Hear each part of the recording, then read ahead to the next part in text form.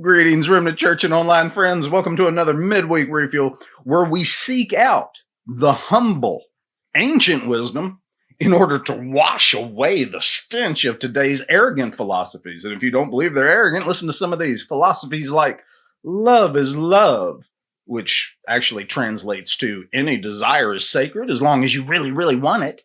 Or follow your truth. You've heard this one, because apparently reality is just a minor inconvenience when it clashes with personal fantasies. And of course, be true to yourself, which used to be good. It used to mean have integrity, but now it means give in to every single impulse that you have and call it authenticity. Then there's trust the science. Oh my word, that was shoved down our throats, wasn't it? And we all learned what it really meant. Shut up and obey. A rallying cry for compliance rather than an invitation to test, question, and verify, right? And let's not forget the my body, my choice people. Oh, they're righteous, aren't they? A phrase that just vanished into thin air the moment they all decided everyone had to be a part of the grand mRNA experiment. These slogans were never about truth, folks, ever. They were never about freedom. They were never about integrity. They were about the opposite. They were calculated by intelligent people to break down your moral barriers, sever you from reason, and mold you into an obedient subject for those who crave power. Ancient wisdom exposes this nonsense for what it is. It reminds us that real love has boundaries. Real truth isn't up for negotiation, and real freedom isn't found in mindless indulgence or blind obedience. It's found in submission to the one who actually created you. It is time for all of us as Christians to come together and admit to one another whether Jesus has truly saved us or not. Have we met the humble, crucified God? Because if we have, then he should be actively working on our Achilles heel, our pride, our ego, our desperate desire for acceptance by all our peers, whether they have earned it or not, even when it means turning a blind eye to the truth itself. The gospel calls us to stand apart from this world's nonsense and from this world's madness, anchored in the truth of God's word and willing to bear the cost of being misunderstood for the sake of righteousness. All throughout the scriptures, we are shown over and over and over again how weakness is strength and how pride is our downfall. Pride cometh before a fall. David, little David, brought down Goliath not with armor and might or an army, but with faith and a simple stone. Gideon's small, outnumbered band of men, they won a decisive victory because they trusted in God, not their own strength. Even Christ's ultimate triumph over everything came through the scandal of the cross. What appeared to everyone as utter weakness to the world was the ultimate display of divine power changing the world. Let us remember that it is in humility and surrender, not in self-sufficiency or pride, that we find true strength. The book of Daniel, if you haven't read the book of Daniel cover to cover, do yourself a favor and go and grab it now. The book of Daniel is a field guide for exerting and mastering the power of humility and weakness. Daniel, Shadrach, Meshach, and Abednego are dragged away from their homeland and thrust into a foreign, pagan culture, determined to reshape them in its own image. Yet instead of compromising, they cling to God's ways with stubborn faith.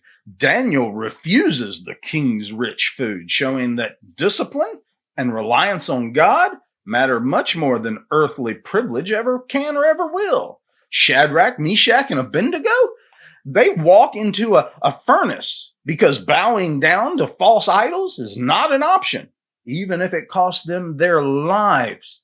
That's a theme over and over again. Truth is worth your life. Over and over and over again, they prove that true strength is found in unwavering humility before God, defying kings, surviving lions, and walking through fire itself. This is the kind of strength that doesn't need worldly approval because it draws directly from the source of all power, God himself. Let us learn from these ancient examples, remembering that weakness in the eyes of the world is often the very tool that God himself uses to confound the world and the mighty that are in the world. Let's talk about King Darius. King Darius of the Medo-Persian Empire is a case study in how pride, ego, arrogance, and the fear of going against the crowd can trap even the most powerful of individuals. I hope you're listening, Justice Kennedy. Despite his admiration for Daniel and his recognition of Daniel's integrity and wisdom, King Darius allowed himself to be manipulated by the flattery of his advisors. These men knew that appealing to the king's ego, his desire to be seen as the ultimate authority, would be the king's Achilles' heel. Darius's pride led him to sign a decree that no one could ever pray to another god or man except for him for 30 days. On the surface, this seemed like an opportunity to solidify his power and command respect from the masses. But it was really a trap that exploited his own personal need for approval and fear of losing face. In that moment, Darius wasn't the one in control, was he? He was a puppet of his own ego and of his own people, enslaved by the very decree he had signed. When Daniel openly defied this law in humble submittance, he demonstrated a freedom that Darius didn't even understand. He demonstrated a freedom that kings lacked. Daniel's loyalty was to God alone, and that set him free. And that allegiance freed him from fear, even in the face of death. He prayed openly, knowing that his life hung in the balance because his identity and his worth were anchored in God, not in the approval of men. Meanwhile, it was King Darius who was truly imprisoned. Though he held the throne and wielded the power of an empire, he was powerless to reverse the consequences of his own foolish pride. The king spent a sleepless night tormented by guilt and fear, while Daniel rested in peace, surrounded by lions. Darius was shackled by his pride and the fear of going against the crowd, while Daniel stood free, unafraid, and confident in the truth. In the end, when God delivered Daniel, Darius publicly acknowledged Daniel's God as the true and living God who rescues and delivers. Will you do the same? This moment highlights the contrast between Daniel's spiritual freedom and the king's enslavement to his own ego. It's a powerful reminder that pride is a prison, while humility and faith in God lead to freedom, to true freedom. True strength comes from standing for what is right, not from appeasing others or protecting our image. The king's authority was ultimately hollow, while Daniel's quiet, humble faith moved the hand of the true King of Kings. Ever since I could read and understand what it was that I encountered in the Holy Scriptures, I knew that I was reading a manual, not just a manual that was created from the ground up to produce rebels. I saw in it a blueprint for those who refuse to bend the knee to anything less than God. It is not King Darius who impresses me. Quite the opposite, to be honest. Even though he had power and prestige, even though he held the throne and commanded an empire, it is humble Daniel who impresses me. Daniel wasn't just a man of the faith, he was a holy insurgent for the king, defying the decrees of a lower king who thought his word was law. He knew that real freedom doesn't come from power, popularity, or position, but from unwavering loyalty to God Almighty. Daniel stood firm, unyielding in the face of death, while Darius crumbled beneath the weight of his own ego and fear of public opinion. This world will always lift up the proud and the powerful. Watch our award shows, how obnoxious they are. But it's the ones who quietly refuse to compromise who end up moving the hand of God. True strength is found in standing for what's right, no matter the personal cost. And real freedom is reserved for those who answer to a higher authority and a higher calling than this world's fleeting rulers.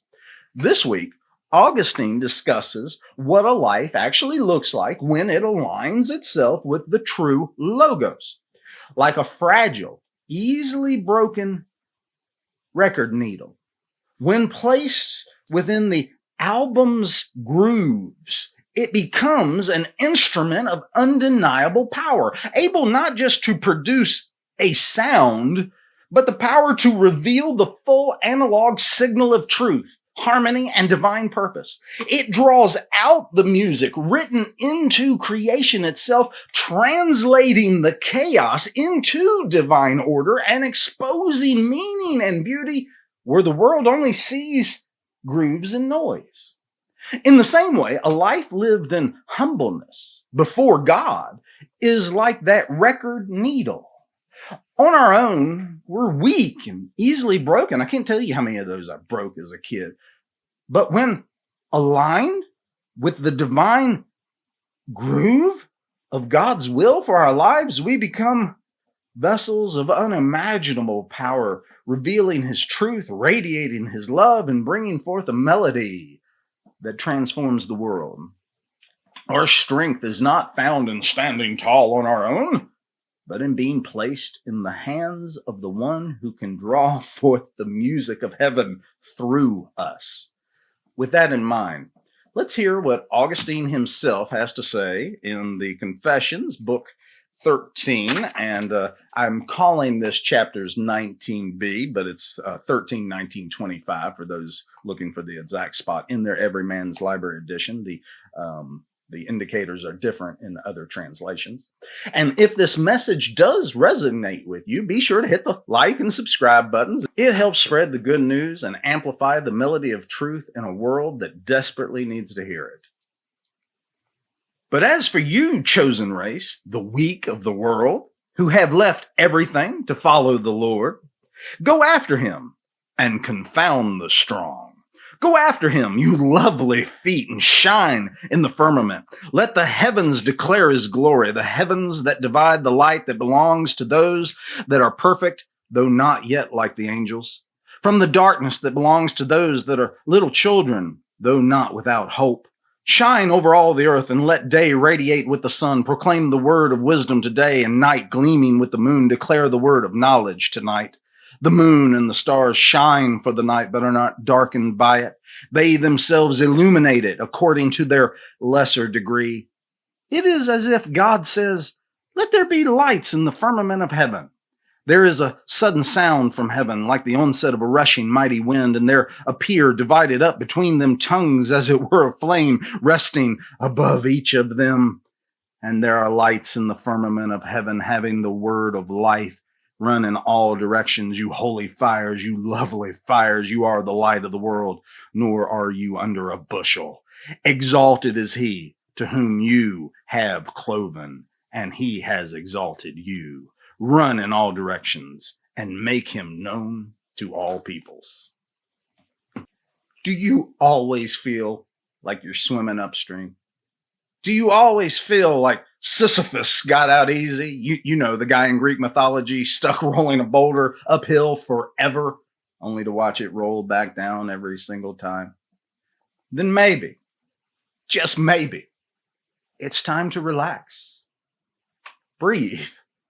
Stop pushing rocks around and realize that you are where you are right now for a reason. This reason, it may not be fully understood until eternity, but make no mistake, dear child, there is purpose and you have a mission. You are not here by accident, and your struggles are not without meaning. I know that for many of you out there listening, that sounds like a cop-out. I get that. But every example of my life testifies to this truth at every turn. Consider, if you will, Dietrich Bonhoeffer, who found himself facing the might and the nightmare of the Nazi regime.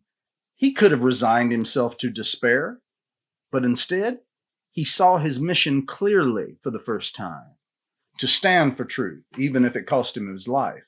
He understood that freedom isn't about being safe. He understood that freedom isn't about being comfortable. It's about being faithful to what God has called you to do. His sacrifice echoed far beyond his time on earth, inspiring countless others to stand firm in the face of evil. We are called to be like that record needle, fragile on our own, yet capable of revealing the music of heaven when aligned with the divine groove of God's will. So, stand firm.